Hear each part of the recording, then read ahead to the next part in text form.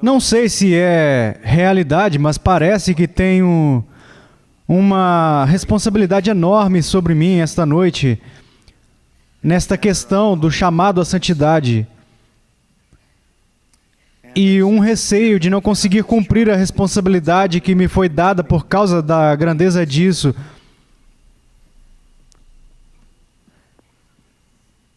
Nestes dias aprendemos tudo sobre a prioridade da santidade e agora é hora de olharmos para as nossas próprias vidas e ouvirmos o chamado de Deus para a santidade. Todos sabem que o Novo Testamento está repleto de chamados à santidade. Estamos familiarizados com o mandamento de se abster das concupiscências da carne, de mortificar as obras da carne, de não atender os desejos da carne e de não amar o mundo, de fugir da imoralidade, de despir do velho homem e vestir do novo, pensar no que é verdadeiro, honroso, reto e puro, deixar a palavra de Cristo habitar ricamente em nós, usar a couraça da justiça, humilhar os nossos corpos a fim de submetê-los, apresentar os nossos corpos em sacrifício vivo, totalmente aceitável a Deus. Estamos familiarizados com o chamado do apóstolo Paulo para purificarmos-nos de toda a imundície da carne, aperfeiçoando a santidade no temor de Deus. O chamado para caminhar em espírito e não cumprir os desejos carnais, ou deixar de lado todo o mal, toda a malícia, e como bebês desejarmos o leite puro da palavra para que cresçamos. Estamos familiarizados com tudo isso, nós todos sabemos disso. E talvez aquele chamado de todos os chamados, onde o apóstolo Pedro escreve, tirado do livro de Levítico, sede santos porque eu sou santo. Tornai-vos santos também vós mesmos em todo o vosso procedimento, escreveu Pedro. Estamos familiarizados com isso, nós acreditamos nisso, nós sabemos. A igreja em sua maioria sabe disso, mas parece estar perdendo a batalha. As pessoas vêm a mim com tanta frequência, se eu puder ser pessoal por um momento, e dizem, estamos orando por você. Uma senhora me parou no corredor e disse, estamos orando por você. Estamos orando para que você não caia em algum pecado, como tantos caíram e nos desapontou muito. E as pessoas me perguntam, como você vive a sua vida para evitar isso? A quem você presta contas? Muitas vezes me perguntam, você tem um grupo para prestar contas? Deixe-me contar algo. Eu tenho um grupo de anciãos ao meu redor. Entre esses presbíteros e pastores estão alguns amigos muito preciosos, que passam muito tempo comigo dia após dia e estão expostos a tudo o que há para ver e saber sobre mim. E eu sou uma pessoa bastante transparente. E eles estão lá e eu quero que eles me digam sempre que eu ameaçar ultrapassar uma linha que traria desonra ao Senhor. Ainda mais próximo do que isso, eu tenho 4 filhos que amam a Cristo e caminham com Ele. E 3 deles são casados. Os 3 mais velhos, e a minha filha mais nova ainda não é casada. Os 3 mais velhos e os seus cônjuges têm essas expectativas imensas e provavelmente irreais sobre mim. O meu filho, que mora em Chicago, me ligou há alguns meses e disse, pai, estive pensando em você e orando por você. E liguei para dizer para você não estragar tudo. Este é o meu filho. Isto é o que eu disse para ele.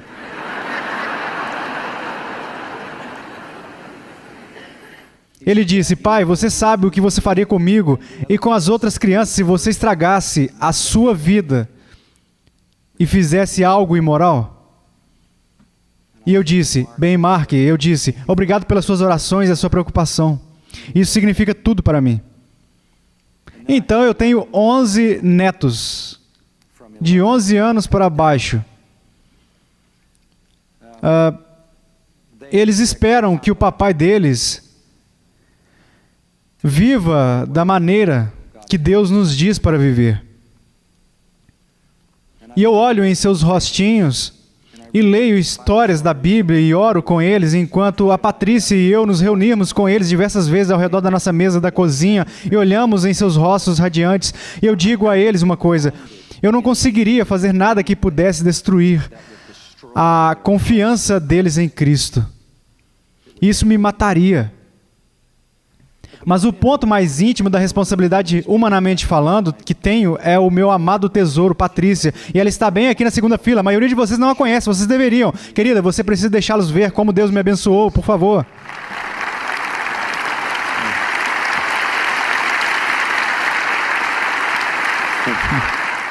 Agora, esta senhora espera que eu viva tudo o que eu prego o tempo todo. Na verdade, é um tanto absurdo. Eu quero ser Cristo para ela. Não quero que ela fique desapontada com o pastor dela. Vocês conseguem entender isso? Não quero que o coração dela se afaste de Cristo. Eu não quero abaixar o padrão. Isso é responsabilidade. Suas expectativas e o meu amor por ela são responsáveis. Mas veja, no final das contas, por mais preciosas que todas essas pessoas sejam, por mais intimamente que estejam conectadas à minha vida, nem elas sabem o que eu penso. Vocês sabiam disso? E se você quer ser santo, meu amigo, você tem que vencer a batalha interna. É sobre isso que eu quero falar. Eu tenho um texto. E se tivermos tempo, vou passar por ele. 2 Coríntios 1:12. Esta é uma abordagem estranha para mim, porque tenho uma introdução muito longa, seguida de uma exposição muito breve. 2 Coríntios 1:12. Eu vou começar aqui, deixá-lo aí e voltar um pouco mais tarde. Escutem isto. Nossa orgulhosa confiança, ou nossa verdadeira jactância espiritual, poderíamos dizer, é esta. Marque isso. O testemunho de nossa consciência de que em santidade e sinceridade piedosa, não em sabedoria carnal, mas na graça de Deus, temos nos comportado no mundo e especialmente para convosco. E ele nos apresenta a palavra consciência. E é sobre isso que eu quero falar. Eu quero falar sobre vencer a batalha pela santidade no interior. E se você não vencer lá, você vai perder do lado de fora. John Owen escreveu: o homem não deveria imaginar que ele teve qualquer progresso em santidade enquanto ele não pisar sobre o ventre de suas concupiscências. Owen também escreveu, e é aqui que vamos parar para considerar o nosso assunto. Ele disse, se você quer matar o pecado, aspas, preencha a sua consciência com a culpa disso. Fecha aspas.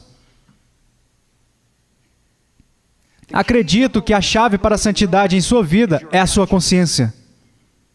Não sei se vocês já ouviram uma mensagem sobre a consciência. Não sei se vocês entendem como a consciência trabalha. Eu acho que é o meu dever perante o Senhor expor e falar para vocês nesta noite sobre a consciência de vocês. A maioria dos cristãos dá muito pouca atenção à consciência. Mas foi a consciência, por exemplo, que manteve John Bunyan na prisão por 12 anos. Vocês sabiam que a qualquer momento ele poderia ter saído daquela prisão?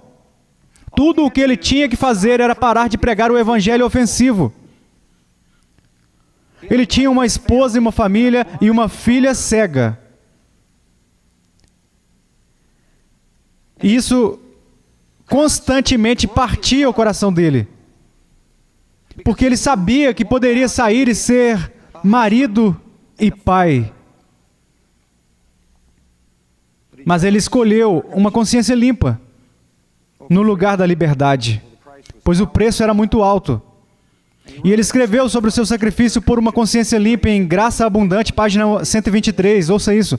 A separação da minha esposa e dos meus pobres filhos neste lugar, muitas vezes, foi como arrancar a carne dos meus ossos. E isso não apenas porque eu gosto muito dessas enormes misericórdias, mas também porque eu trazia muitas vezes em minha mente as muitas dificuldades, misérias e necessidades que a minha pobre família provavelmente enfrentaria por eu ser separado deles, especialmente a minha pobre filha cega, que estava mais perto do meu coração do que tudo o que eu tinha. Pensei que a ausência dela iria perfurar e rasgar o meu coração em pedaços. Ele poderia ter saído, mas ficou lá. A sua resposta àqueles que o exortaram para sair, para parar com a pregação ofensiva e ser liberto, foi a citação a seguir: eu faria da minha consciência um contínuo açougue e abatedouro. Fecha aspas.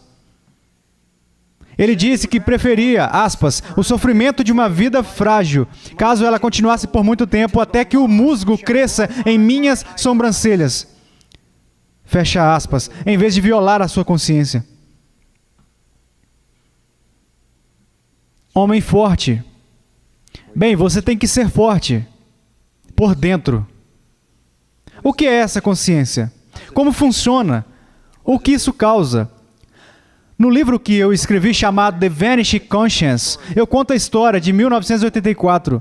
Havia um jato da Avianca voando na Europa e caiu na Espanha. Era um Boeing 707 e colidiu de ponta com uma montanha e foi literalmente estilhaçado em pequenos pedaços. Todos morreram instantaneamente. Como sempre fazem, foram buscar o pequeno gravador de voo, a caixa preta, e eles a encontraram. E eles ouviram a gravação. E, surpreendentemente, isso é o que eles ouviram na fita. À medida que o avião se aproximava cada vez mais da montanha e estava voando diretamente para ela, a voz de aviso sintetizada por computador começou a dizer: suba, suba, suba, suba, suba. E, inexplicavelmente, o piloto disse: cala a boca, gringo! E desligou o interruptor. E silenciou a voz de advertência. E ele colidiu com a montanha. E todo mundo morreu. E quando li isso, pensei como isso é uma ilustração clara de como a maioria das pessoas trata a consciência delas. Cala a boca, gringo! E eles desligam e caem. Eles rejeitam a informação que a consciência deles está repassando. O sistema de alerta no avião conhecia a realidade porque o radar o informava da realidade. O radar identificou a montanha e enviou a mensagem de volta. A realidade era: você vai colidir com a montanha.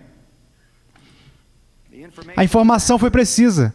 A informação então acionou a voz sintetizada que dizia: suba, suba, suba, suba, suba. E o piloto tolo a desligou. Na linguagem do Novo Testamento não há jatos. Então Paulo disse, 1 Timóteo 1, 18 a 20, alguns, tendo rejeitado a boa consciência, vieram a naufragar. Naufrágio.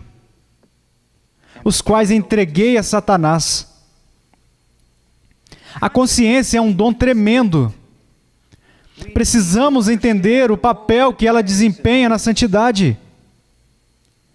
A consciência é o mecanismo de alerta dado por Deus, o dispositivo de alerta dado por Deus que nos diz que estamos no caminho da colisão espiritual. Suponho que o melhor paralelo a isso seja a dor. Dor, vocês entendem, a dor é uma coisa boa. Vocês entendem isso?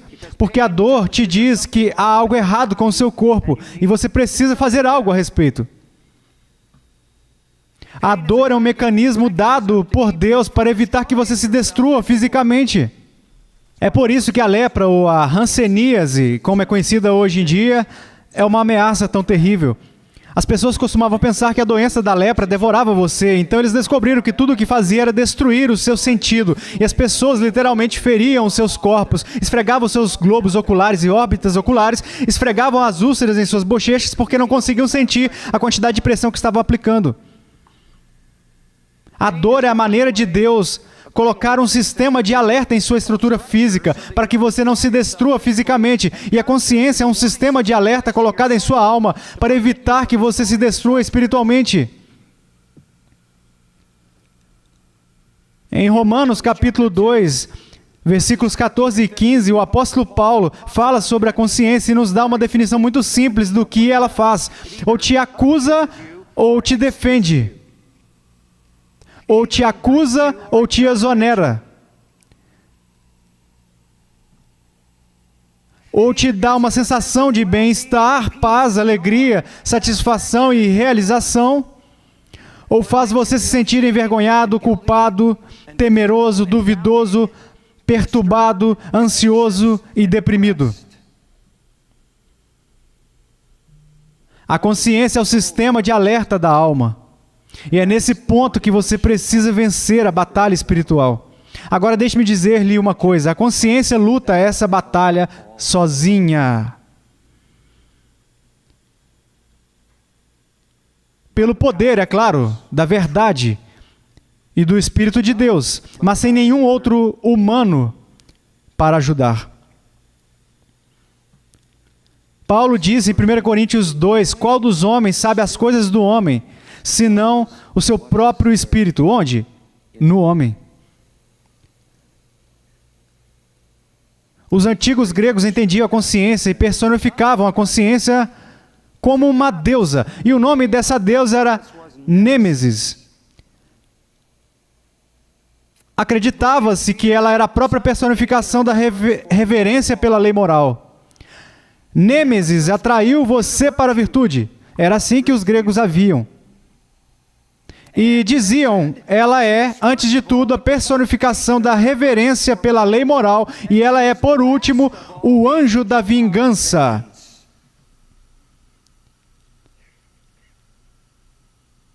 E ela, no final, o alcançará com plena retribuição por todas as suas transgressões imprudentes. Há uma imagem gráfica da Nêmesis que sobreviveu aos tempos e retrata um homem. Na verdade, é uma imagem que tem um homem correndo, fugindo aterrorizado, com medo. 1000 pecados perseguem esta alma atormentada como um furacão que vem atrás dele. Os seus olhos na imagem estão saltando de tanto terror e atrás dele vem voando rapidamente Nêmesis, correndo com uma espada radiante erguida em sua mão, pronta para matá-lo. E isso é a consciência. Isso é a consciência. Até o perturbado Lord Byron, cuja vida foi carregada de pecado, escreveu um poema sobre Nêmesis. Aspas, ó tu que nunca cometeu erros humanos, deixaste a balança desequilibrada, grande Nêmesis, tu chamaste as fúrias do abismo e as mandaste uivar e assobiar. A consciência tem uma função de intimidação em sua vida. Pode ser o mais implacável, o mais perturbador. Pode ser o inimigo da alma pecadora, e deve ser. Ou pode ser o seu amigo mais chegado, o seu consolador mais próximo. E isso é verdade para um coração santo. Ela acusa ou defende. A santidade começa aí, com a consciência. A busca por santidade não é uma questão de tentar estruturar a sua vida de uma maneira diferente. Não é uma questão de tentar mudar o exterior. Se isso é tudo que você faz, você é um hipócrita. É uma máscara. A pecaminosidade da sociedade hoje em dia, e a pecaminosidade da igreja, e a pecaminosidade dos pastores e líderes, creio, se deve a uma função defeituosa na consciência. Agora, eu não terminei. Eu tenho mais coisas a dizer sobre essa consciência. E eu vou passar por algumas coisas à medida que for avançando, porque quero que vocês realmente entendam isso. A consciência é o sistema de alerta da alma. É um dom de Deus, ouça-me, construído em cada alma humana, não apenas nos cristãos, todo mundo tem uma. É essa voz interior que sente a violação moral. E até os pagãos têm algum conhecimento da lei moral, não tem? Está no âmago do ser humano. Faz parte da imago Dei, faz parte da imagem de Deus. A consciência é uma parte constituinte da natureza humana. Todo mundo tem uma. Um hindu tem uma e trabalha em resposta ao mais alto nível da lei moral que o hindu acredita. O budista tem uma, o muçulmano tem uma. Outro dia conversei 1 hora com um ateu humanista. E ele me contou como vivia a sua vida moral, porque não queria violar a sua consciência. Todo mundo tem uma. É parte integrante da natureza humana. É informada pelo mais alto nível da lei moral em que se crê. Devo acrescentar, no entanto, que a consciência, por mais importante que seja, não é perfeita, porque é parte constitutiva da nossa natureza humana e, portanto, também é decaída. E é por isso que, em última análise, o apóstolo Paulo tem que dizer em 1 Coríntios 4, nada me argue a consciência, contudo nem por isso me dou por justificado. Porque a minha consciência está caída, como o restante de mim, nunca será o determinante final da minha verdadeira condição espiritual. Mas ainda assim, é o melhor que temos. Falha por causa do pecado, mas é tudo o que temos. E fortalecida pela graça e pelo Espírito Santo, ainda é capaz de dizer: puxe, puxe, puxe. Rejeitar a voz da consciência é suicídio. É só uma questão de tempo. Você perde ela por dentro, você vai colidir.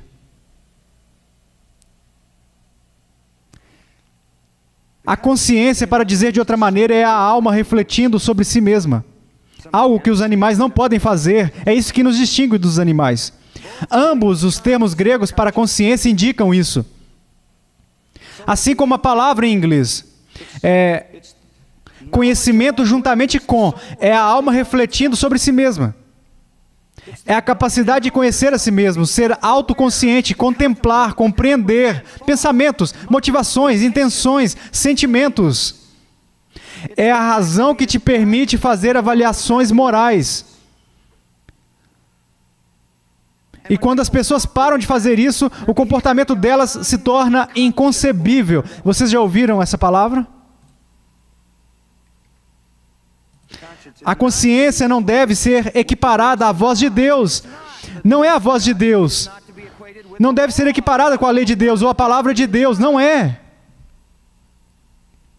É um mecanismo da humanidade, da alma humana. E para funcionar corretamente, isso é muito importante, deve ter as informações corretas. O radar do avião enviou a informação correta. E a consciência deve ter a informação correta. Se a consciência deve funcionar da maneira que Deus a designou, se é a faculdade humana que julga o comportamento humano e o pensamento humano, então ela é mais bem servida se funcionar sob a luz da lei moral mais elevada, pura e verdadeira. E onde encontramos isso? Na palavra de Deus. Na palavra de Deus. Veja, a consciência funciona como uma claraboia, não como uma lâmpada. Não tem luz própria, ela só pode deixar a luz passar. Não é a fonte de luz, não produz a sua própria luz. Ela só pode deixar a luz entrar na alma. E por isso, precisa ter as informações corretas. Sua utilidade é determinada pela quantidade de luz pura que passa por ela. Assim, uma consciência em pleno funcionamento é totalmente informada pela verdade da palavra de Deus. E com informações completas, sabendo como realmente é, isto é, entendendo a realidade espiritual, porque entende a lei de Deus, então envia a mensagem certa. E quando a consciência diz, puxe para cima, Isso é o que você deve fazer, porque isso está refletindo a realidade da verdade divina.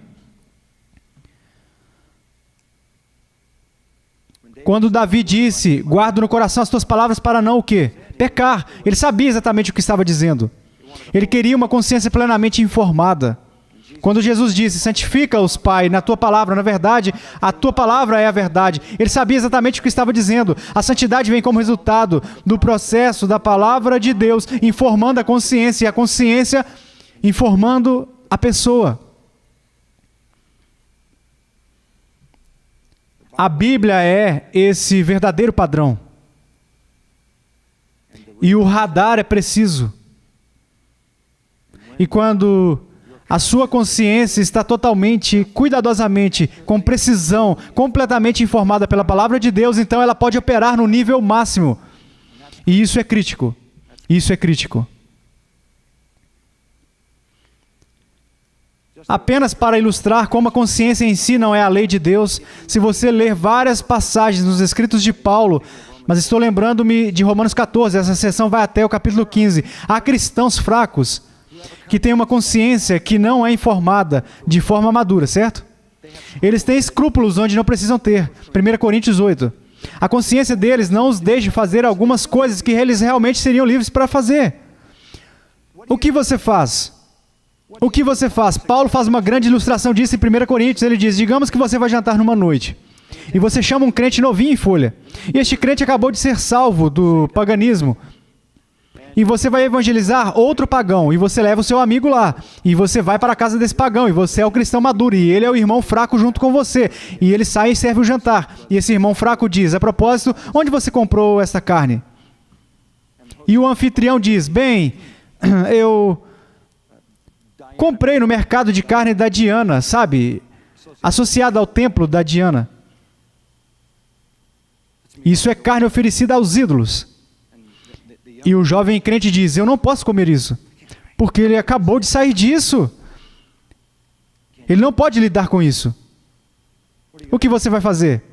Você vai ofender o anfitrião?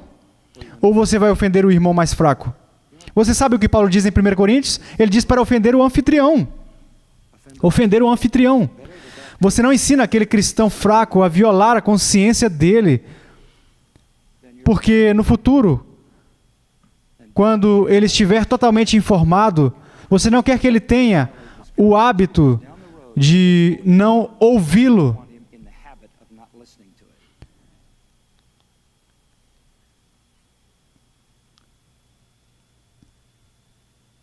É melhor, de longe, ensinar a verdade aos jovens crentes com paciência, em vez do que dizer a eles, viole a sua consciência. Um hábito muito perigoso. Então, uma consciência em pleno funcionamento depende da verdade que a informa, que é a palavra de Deus. Deixe-me dizer uma coisa, torná-la realmente prática. Você pega uma igreja onde a verdade da palavra de Deus é substituída por psicologia, onde é substituída por entretenimento, onde é substituída por esperteza, onde é substituída por histórias e fofura cultural. Você pega uma igreja assim e a colheita será profana. Porque a consciência não ajuda. Então, tente resolver o problema com aconselhamento, autoajuda e programas de recuperação. São band-aids contra um câncer, não é? Satanás sempre atacou a Bíblia, não apenas para impedir a obra de justificação, mas também a santificação, como se pudesse ser impedida.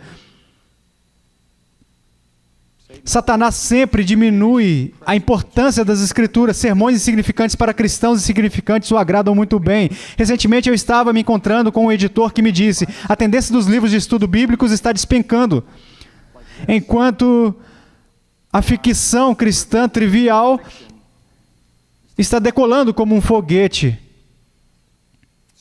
Então podemos esperar uma igreja pecadora. Há realmente duas maneiras de assegurar que as pessoas são profanas. Desinformar a consciência delas, torcer e perverter a lei moral. Essa é a primeira maneira, e é disso que estamos falando. E francamente, o padrão de moralidade em nossa cultura está caindo mais rápido do que a Nasdaq, não é? Quando o seu herói cultural é o Eminem, Você sabe o quão longe você foi. E você tem toda uma geração de pessoas sendo criadas com uma compreensão moral diminuída. A evolução tomou conta da nossa sociedade. Deus não existe, a vida é aleatória, a verdade é relativa, não há um padrão moral fixo, o homem é basicamente bom, etc, etc, etc. Eles tinham uma coisa na MTV sobre os 7 pecados capitais que apareceram no canal PBS. Eu não assisto MTV, mas foi na PBS. Foi um especial de 2 horas sobre a moralidade, no qual o pessoal da MTV abordou os 7 pecados capitais, a lista medieval, sabe, daqueles pecados motivacionais: orgulho, luxúria, cobiça, raiva, inveja, gula e preguiça ou indolência. E eles entrevistaram as pessoas no mundo MTV e perguntaram o que elas pensavam sobre essas coisas. E essencialmente todos eles saíram com a ideia de que todas essas coisas são basicamente boas. Elas são boas. E no final disto aqui está a última linha, abre aspas: nenhum pecado é. Se você quer falar sobre pecado, eles disseram, o que você definiria como pecado? Eles disseram isso: nenhum pecado é tão mau quanto a atitude desleixada daqueles que pensam que o comportamento de alguém é uma ofensa a algum Deus santo. Fecha aspas. Agora, essa é a moralidade que estamos sendo ensinados em nossa cultura hoje em dia. Então, a que a consciência tem que responder? Tudo é pervertido, como Isaías disse: escuridade e luz, e da luz escuridade, amargo por doce e o doce por amargo. É tão mortal desinformar a consciência que pode se tornar complicado, a ponto de, disse Paulo, a glória deles está na sua infâmia. Não é uma afirmação incrível? A consciência deles está tão mal informada. Se você quer santidade em sua vida, deve informar a sua consciência com a verdade de Deus.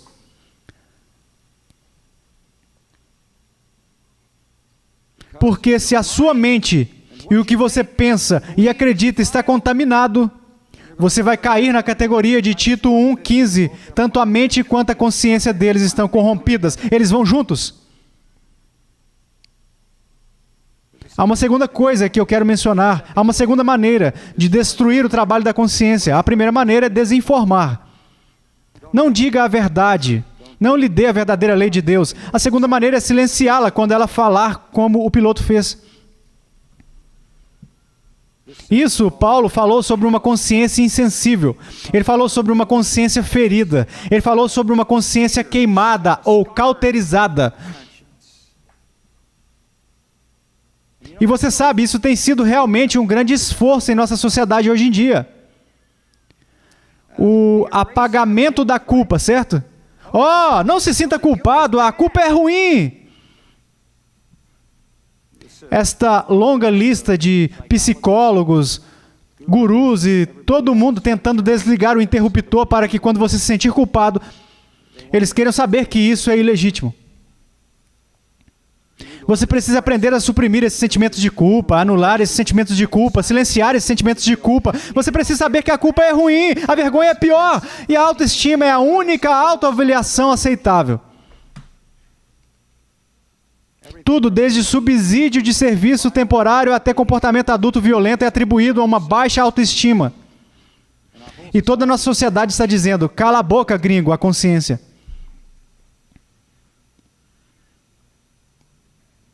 Não queremos fazer com que as pessoas enfrentem os seus pecados.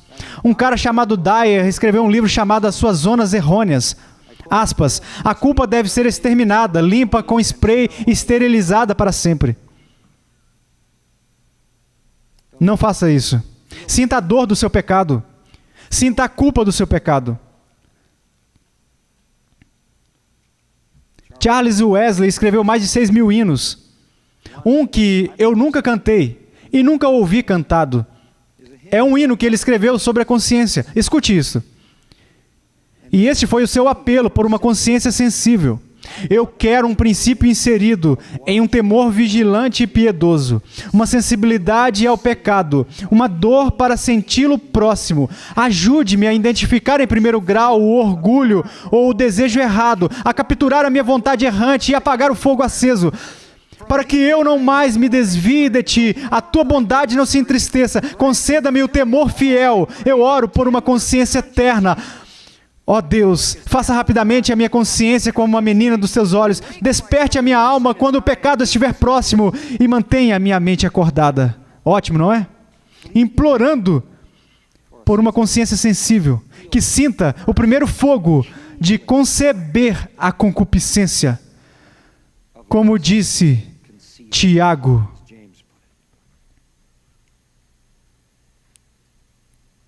O que quer que as pessoas façam, aliás, para silenciar a consciência delas. Temporário. A consciência de ninguém seria silenciada para sempre.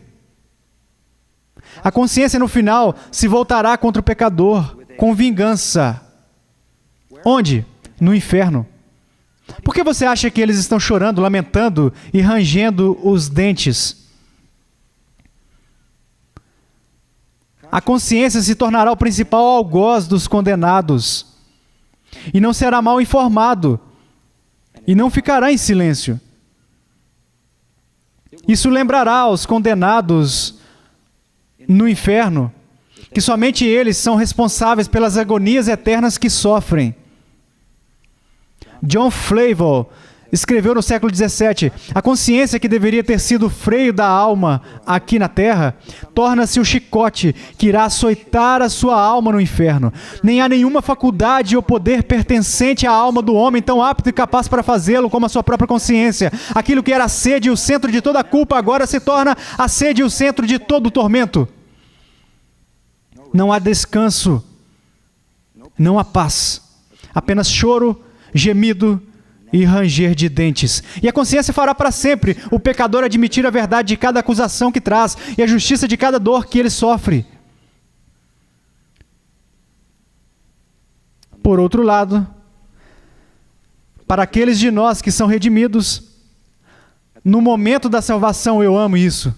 Hebreus 10, 22 diz, o coração do crente purificado de má consciência. O 9º capítulo, acho que é o versículo 14, diz que Ele purifica a nossa consciência com o seu sangue. Assim, com a consciência lavada, com a consciência limpa, higienizada pelo Espírito Santo, informada pela Palavra de Deus, o crente pode reagir às suas advertências e o pecado pode ser tratado onde deve ser tratado, no interior. Agora eu quero que vocês voltem ao versículo 12. E eu vou encerrar daqui a pouco. Não sei a que horas devo terminar, mas farei isso daqui a pouco. Por que Paulo está se gabando aqui? Por que ele está se defendendo? Eu vou te dizer o porquê. Porque havia um grupo de falsos mestres que entraram na igreja de Corinto. Aquela igreja lhe causou uma dor sem fim, como vocês sabem. Mas o pior estava acontecendo agora, porque falsos mestres haviam chegado lá e, claro, eles queriam substituir Paulo. Eles queriam ensinar as suas mentiras, as suas malditas heresias. Para fazer isso com sucesso, eles tinham que, de alguma forma, depor Paulo. Eles tiveram que derrubá-lo da cadeira principal. Ele era o mestre reinante, pastor, líder, etc. Então, para que eles ensinassem mentiras, eles tinham que destruir a credibilidade dele. Então, eles entraram na igreja. Vocês podem ler as mentiras entre as linhas em 2 Coríntios, e vocês sabem disso, que eles o estavam agredindo e atacando. Coisas terríveis. Eles estavam dizendo, e você pode juntar isso lendo 2 Coríntios, eles estavam dizendo que quando ele sofreu tanto, ele estava sofrendo porque Deus o estava punindo por seu pecado. Eles disseram isso no 1º capítulo, no versículo 6, essencialmente. Eles disseram no capítulo 1, versículo 17, quando você lê nas entrelinhas, que ele não era confiável, disseram que ele não era genuíno, disseram que ele era um leviano, disseram que faltavam provas oficiais de Jerusalém, que ele não foi autorizado, disseram que ele era secretamente corrupto, capítulo 4, que ele tinha uma vida oculta de vergonha por debaixo dos panos, disseram que ele era um enganador, que ele era um charlatão, disseram que ele era orgulhoso, disseram que ele era desequilibrado mentalmente, sério. Disseram que ele era manipulador, que ele estava se aproveitando deles por causa do sexo e dinheiro. Isso está implícito no 5º capítulo. E eles disseram que ele era desonroso, disseram que ele era fraco, disseram que a sua presença era desprezível e o seu discurso era o mesmo. Eles estavam realmente perseguindo ele. E ele precisava se defender, por mais difícil que fosse fazer isso. Ele odiava fazer isso. Mas ele precisava fazer isso não por causa de si mesmo, não por causa do seu próprio ego, mas por causa da verdade. Como ele respondeu? Será que ele escreveu de volta e disse: Ei, pessoal, estou enviando 25 cartas de 25 pessoas diferentes me elogiando. Eles vão dizer o quão bom eu sou. Certa vez eu estava voando pelo país e encontrei um pastor bêbado.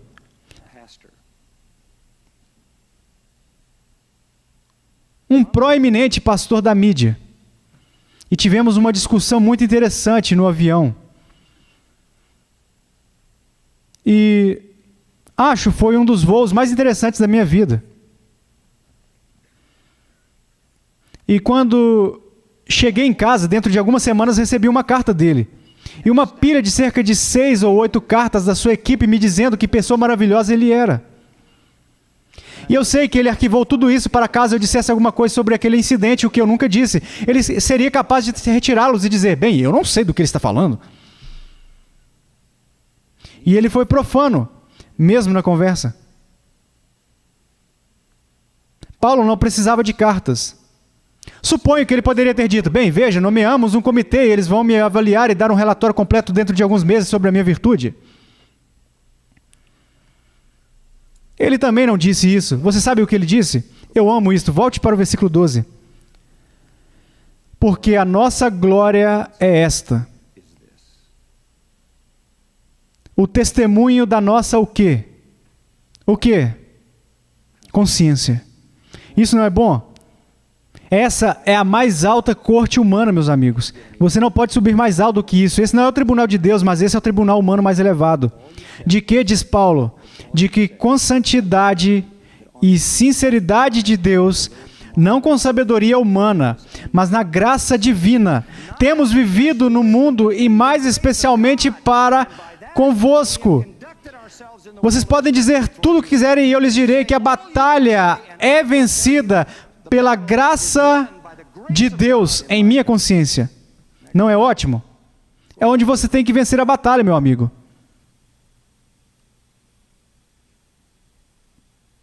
É aí que você vence. Esse foi repetidamente o testemunho de Paulo. Atos 23:1. Irmãos, tenho andado diante de Deus com toda a boa consciência até ao dia de hoje, disse ele ao Sinédrio. Atos 24:16 a Félix. Também me esforço por ter sempre consciência pura diante de Deus e dos homens. 2 Timóteo 1:3. Dou graças a Deus a quem desde os meus antepassados sirvo com consciência pura. Vocês podem dizer isso?